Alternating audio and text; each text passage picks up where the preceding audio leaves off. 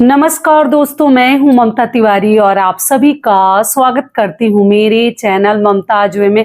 कैसे हैं आप सब? तो ये बताने के लिए कमेंट बॉक्स में श्री हरि विष्णु जरूर लिखे।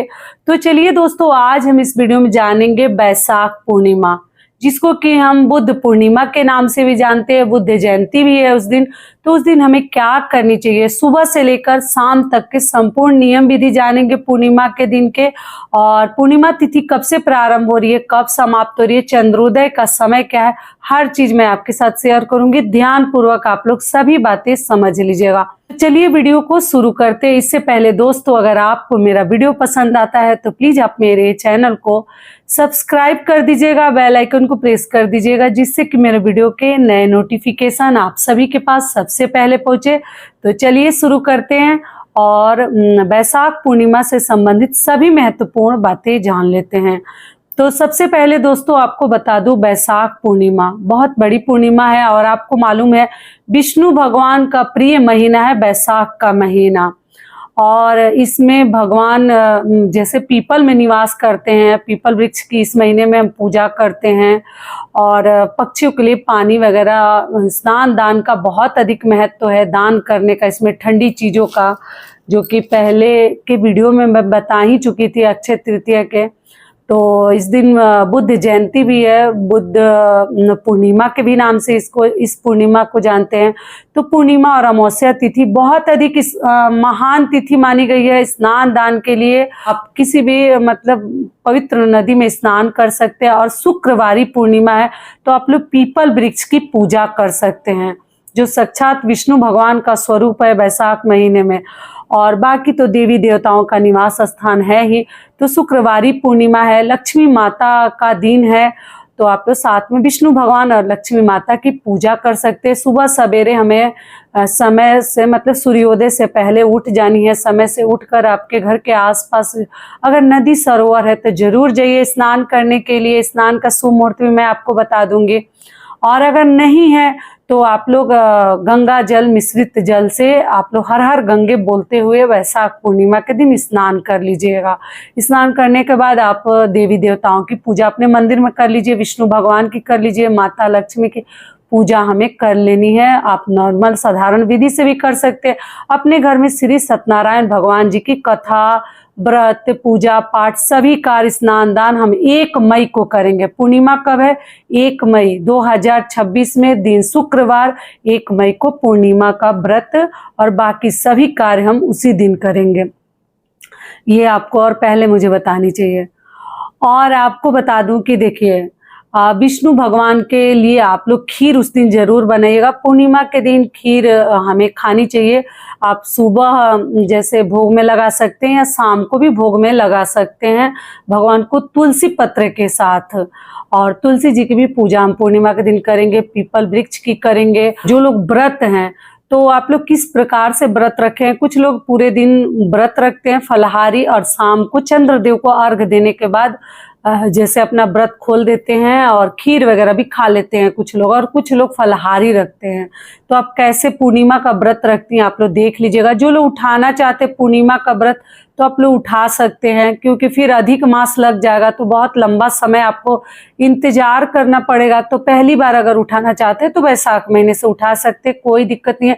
ऐसे शरद पूर्णिमा, कार्तिक पूर्णिमा से उठानी चाहिए। लेकिन मान लीजिए आपको उठाना ही है किसी मन्नत के लिए या किसी कारण से, तो फिर अधिक मास लग जाएगा। आप लोग चाहे तो उठा सकते हैं। चलिए अब आगे जान लेते हैं। पूर्णिमा के दिन दोस्तों यही सब कार्य करेंगे। फिर आप लोग विष्णु भगवान का कथा उस दिन श्री सत्यनारायण भगवान का ब्राह्मण के द्वारा अपने घर में कहलवा सकते हैं, सुन सकते हैं, पढ़ सकते हैं, या जैसे ब्राह्मण के द्वारा अपने घर में करवा सकते हैं कथा। और आप लोग शाम को फिर से दिया बाती अपना विष्णु भगवान का करके आरती करनी है, पूजा पाठ करनी है। तो यही सब कार्य हम पूर्णिमा के दिन करते हैं। बाल नहीं धोते हैं, जरूरत ना पड़े तो महिलाओं को बाल नहीं धोनी चाहिए। और पूर्णिमा के दिन शुक्रवारी पूर्णिमा है तो अच्छे से तैयार वगैरह आप लोग हो सकते हैं। व्रत रखे हैं तो जरूर तैयार होइए। और विधि विधान से माता लक्ष्मी और विष्णु भगवान का पूजा पाठ करके आप लोग चाहे तो अखंड दिया भी जला सकते हैं। टोटल आपकी इच्छा के ऊपर है। शाम को फिर हम भोग लगाएंगे, पूजा पाठ करेंगे और इस प्रकार से हम पूर्णिमा के सभी कार्य करेंगे। दान जरूर किया जाता है इस पूर्णिमा में। आप लोग जो चाहें, मतलब जितनी आपकी इच्छा है, हैसियत है, दान जरूर कीजिएगा। भूखे मनुष्यों को भोजन करवाइए, यही सब कार्य किया जाता है। ठंडे शीतल चीज़ों का दान करनी चाहिए। आप देख लीजिएगा, अपने क्षमता के अनुसार कीजिएगा, वरना पैसे का भी दान कर सकते हैं। और दोस्तों एक चीज़ और आपसे कहना चाहूँगी, पूर्णिमा और अमावस्या के दिन हमेशा हमें ध्यान रखनी चाहिए। एक तो इस दिन नॉनवेज वगैरह आपको जरूर मतलब बचानी चाहिए, नहीं खानी चाहिए। जो लोग खाते हैं उनके लिए बता दूं।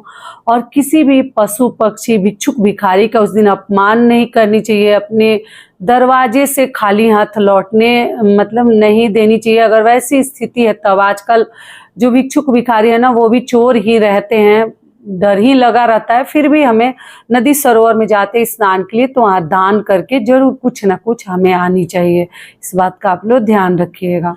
तो यही सब कार्य हम पूर्णिमा के दिन करते हैं। आशा करती हूँ सभी बातें आपकी समझ में आ गई होगी।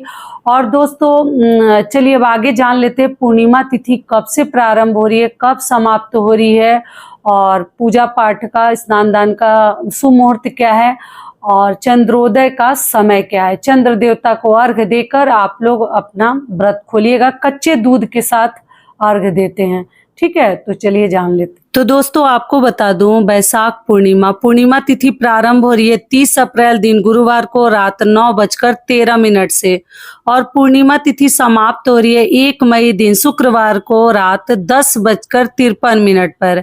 ऐसे में हम 1 मई दिन शुक्रवार को पूर्णिमा का व्रत, स्नान दान, श्री सत्यनारायण भगवान जी की कथा, सब कुछ सभी कार्य हम 1 मई दिन शुक्रवार को करेंगे। अब चलिए आगे जान लेते हैं स्नान दान का शुभ मुहूर्त। तो देखिए स्नान और दान हमें ब्रह्म मुहूर्त में करनी चाहिए, जो कि श्रेष्ठ माना जाता है। ब्रह्म मुहूर्त है 4 बजे से लेकर सुबह में, और 5 बजे तक आप लोग स्नान दान कर सकते हैं। पूजा का शुभ मुहूर्त बता दूं तो देखिए अभिजीत मुहूर्त में आप लोग चाहे तो अपने घर में कथा पढ़ सकते हैं या ब्राह्मण के द्वारा सुन सकते हैं।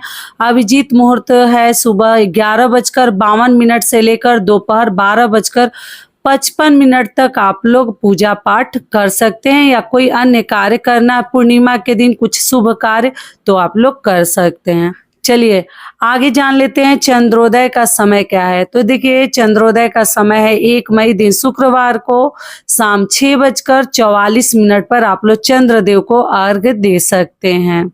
तो आशा करती हूँ ये वीडियो आप लोगों के लिए बहुत अधिक लाभकारी होगा। फिर मिलती हूँ एक नए वीडियो में, तब तक के लिए नमस्कार। स्वस्थ रहिए, सुरक्षित रहिए, और जहाँ कहीं भी रहिए खूब खुश रहिए। धन्यवाद।